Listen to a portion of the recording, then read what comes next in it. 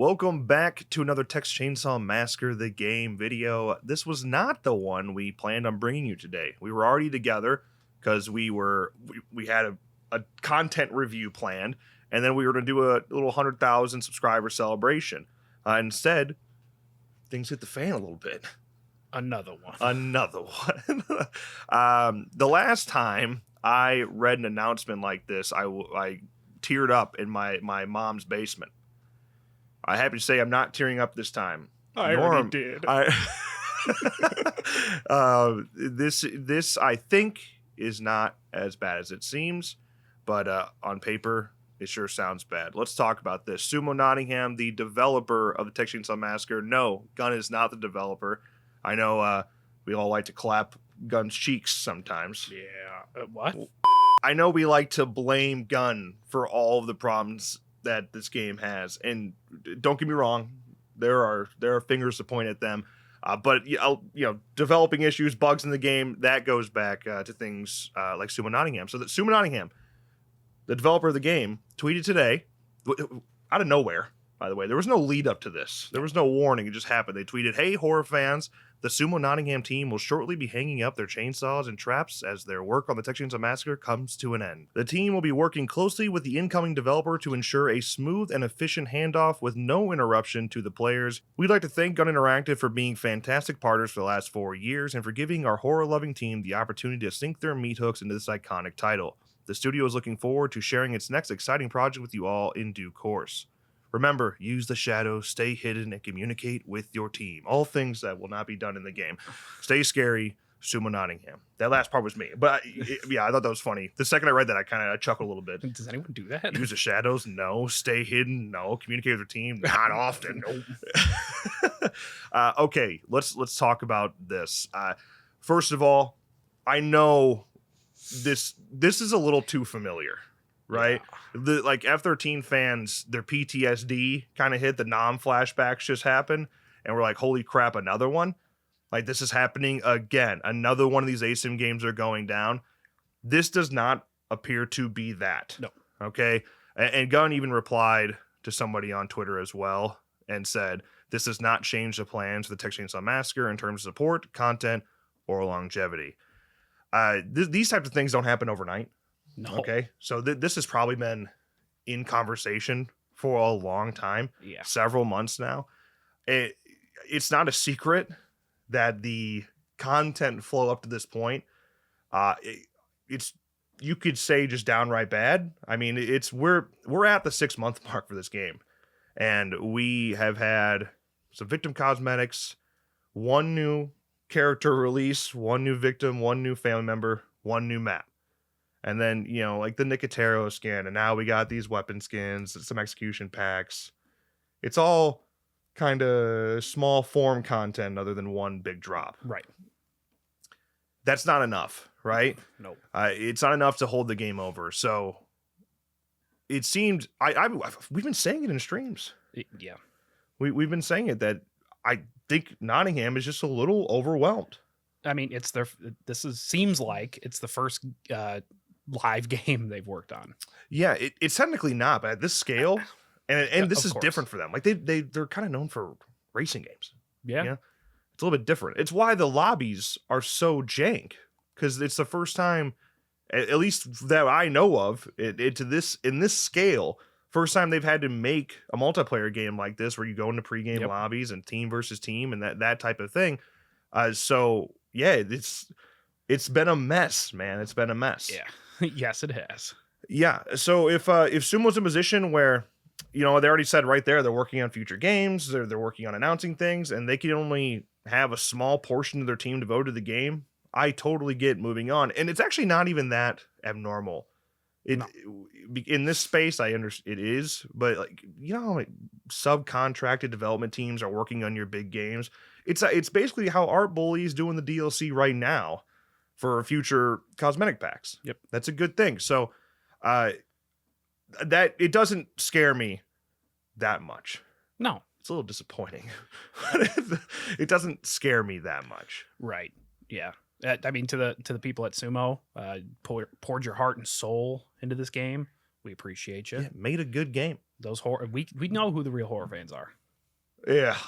Yeah. I mean, everyone that we've met from Sumo, because there were a handful of them at the pre-release party, just great people, real horror fans, Yep. knew their shit. Yep. Who's to say how many people at Sumo can say that? Right. Maybe this wasn't their thing, but the people that we met, yeah, they absolutely poured their heart and soul into the game. They're true horror fans, and they certainly had a lot of fun with it, and they made a great game. Obviously, just based on what we know there's a new map already coming. We've already seen a look at it. We know that there's a new victim, new family member coming. Barbara Crampton. We know things are in the works. We haven't even seen anything that Art Bully has done yet. Right. So there's a lot of things still happening. I'm not too worried about that. The only thing that actually makes me nervous in regard to Sumo walking away is who's taking over. All right. And it's not easy to hand off your code to another developer and expect them just to understand it and make it happen. Look what happened to F13 when Black Tower tried to take over. And they just had to go into Elphonic's code and try to figure it out. I mean, it's not easy to do that when you don't know your code from the ground up. Right. Obviously, like Elphonic had a bunch of like workarounds for different things. Yeah. And Black Tower went in to try to fix something else that ended up breaking what Elphonic had loop-de-loop and pulled. Yeah. So it's that's the part that makes me nervous. Yeah. And with that, will it come even more delays before they are hitting the boots in the ground? They're running. They got it all figured out. They understand the code. They're in a position where they can take over and make bug fixes happen, release content, etc. Right. Is that going to delay things even further? Wes already saying that this content that's happening is within 90 days. I assume that that's probably like the end of their contract, right? They're going to get out what is currently already in the works that we know about. Right. That update drops in April. Yeah. I assume that it said there will only be no interruption in content. So we can assume that all that content is still coming within that 90-day window, which we're getting there. Yeah. I mean, it's we're creeping about a month and a half to go. Yeah. We'll see what happens with it. Like I said, I don't think it's something to panic about. This is not F13 again. This is not F13 2.0. It's not the end of content. The game's not dead. No lawsuits. There's still hope here. It actually could be a good thing. If you go and get a team who has their workflow is not nearly as hectic as what Nottingham's is right now. Maybe they're working on like 3 or 4 games and they just can't put the time in they need to a TCM. So they're moving on, passing it off to someone who can put the time in. Mm-hmm. That's good, right? You could get a lot more content out of that. Yeah. A game that's being backed up. And then these issues we're seeing with like maybe somebody who knows lobbies more, that knows matchmaking more, could come in and like save the day. Right. Look at the positives. Yeah. Look at the positives. I don't know. The question is who's doing it. It's got to be Elphonic, but they're so busy with Killer Clowns. Who else? Yeah, if it would have happened earlier, I would have been like, Elphonic makes sense. But now we know Killer Clowns from Outer Space is coming out in June. Although a very different game, technically a competitor, right? Technically competition to TCM. Yeah, you can't just throw Elphonic into the mix like that, and they'll have the same issues that Sumo's having right now, where they just don't have enough people to do the things they need to do on the game.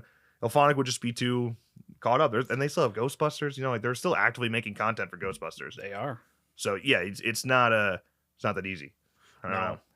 Who else? Well, if you're looking at the space and who else has worked on these games, there's Saber. I don't know if that's something that anybody wants to see just based on where Evil Dead went. Saber has a million branches, so it could happen. There could be a team that is wide open for Saber. There's that. How about Undaunted Games? Hey, they revived a game. Last year is killing it right now. Okay, they revived a truly definition dead game. Yeah, they did. So to throw them on there, even though their dev they team have like 4 people. Yeah, their dev team is very small. Yeah, I don't know who you shop for. I don't know who is willing. It's probably gonna end up being somebody who's never gone into this space before, the asymmetrical multiplayer horror space. And I think Gunn would intentionally shop for somebody who likes the genre. Oh, of course. If you don't grab somebody who gives a shit about the horror genre and what TCM is, you're just kind of wasting your time again. You know, don't do that. Well, and if you have someone who's not as invested in the authenticity, they're going to say, okay, here's this cosmetic pack, for example.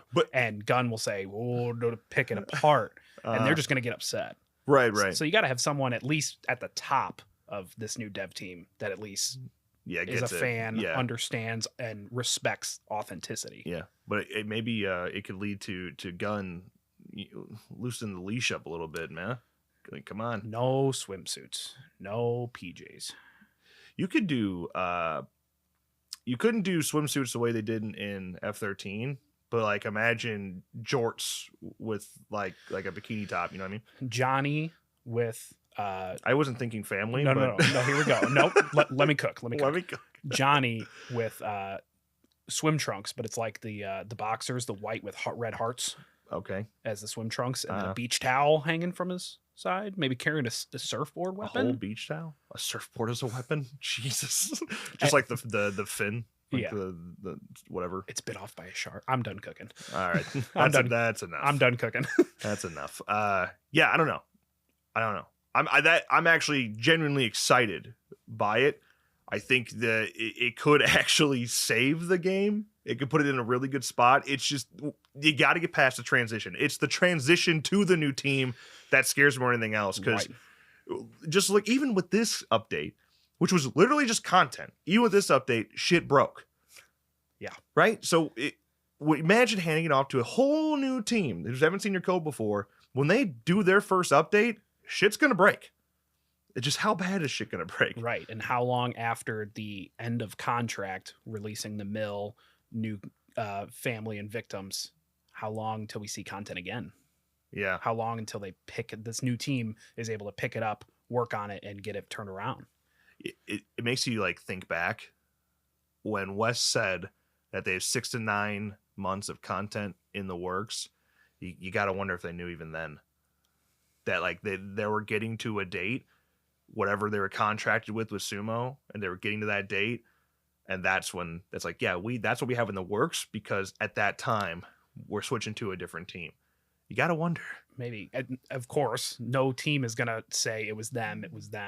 You know, there's no word on if Gun ended this relationship or chose not to renew, or Sumo decided to not renew or end the relationship. And you'll never know. And we will never know. Yeah. It's not for us to know. Yeah, it's probably mutual. Probably. I assume. But yeah, like that, you'll never throw a team under the bus either way. And that's what I've been kind of like saying about Gun this whole time. There are things that they have screwed up. And I've been pretty damn transparent. I've been pretty honest about things that Gun keeps doing that have frustrated the hell out of me. For example, just happened, the marketing of those weapon skins, I thought was horrible. Yeah. Everyone was, I was upset. I'm not paying for 5 weapons. Yeah, 5 weapons. It looked like 5 weapon skins for $5. And that's what they marketed to us via a reply on X. You know, like that's what we got. And then we get 15 weapons. Yeah, and the weapon skins. And the ones that they showed on Twitter, X, were not the coolest looking ones. Yeah.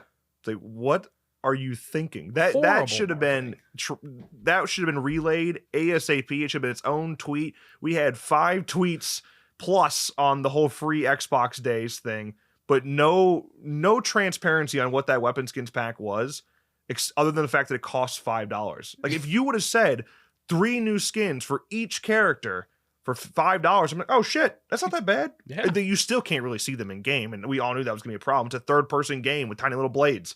Of course you can't really tell. Right. But I was okay with paying $5 for 15 skins. I still think at least one of those skins should have been unlockables.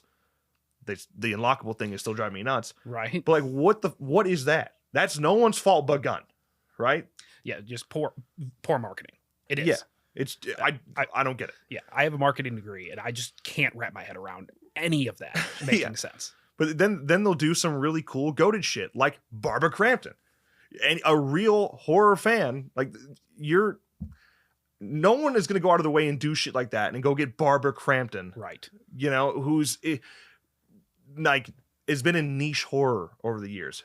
Absolutely iconic. If you're a horror fan, you know Barbara Crampton, you know, but it's not like she's in mainstream horror too much anymore. No. So yeah, like that's a Gunn thing to do, and it's awesome. So they nail shit like that.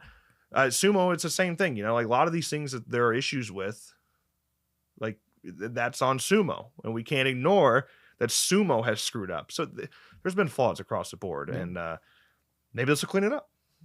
I hope so. Clean it up. But yeah, Gunn's the face of the game, though, right? And that's what comes with it. That's why Gunn is gonna get all the shit for this. This is gonna, especially because they've only put it on Sumo's account. They haven't put it on the TCM account. Kind of odd that all we get is a Gunn social media account reply. Yeah, to the no tweet. no retweet. Little odd. As of 2 hours after it being posted, 3 hours after it being posted, something like that. About 2. Yeah. Still haven't got a dedicated post, no notification or anything from Gunn. I mean, they sent a nice message, of course. Yeah. No, they were. Yeah. You in the public world, it looks like no hard feelings. Right. I imagine they're gearing up for a post. Maybe it comes with like the next developer announcement, whatever. Let's get a hype video. Hype video? Let's get a hype video. Yeah. Okay. I'm down. Yeah. We'll see what happens. I don't know. There's not enough.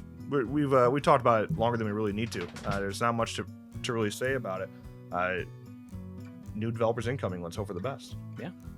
Let's not let this game die after a year. Let them cook. Let them cook. But that's it. That's going to wrap this video. If you enjoyed, make sure you drop a like, subscribe to our channel for more videos like this one. And of course, as always, thank you guys so much for watching. And we'll see you in the next one.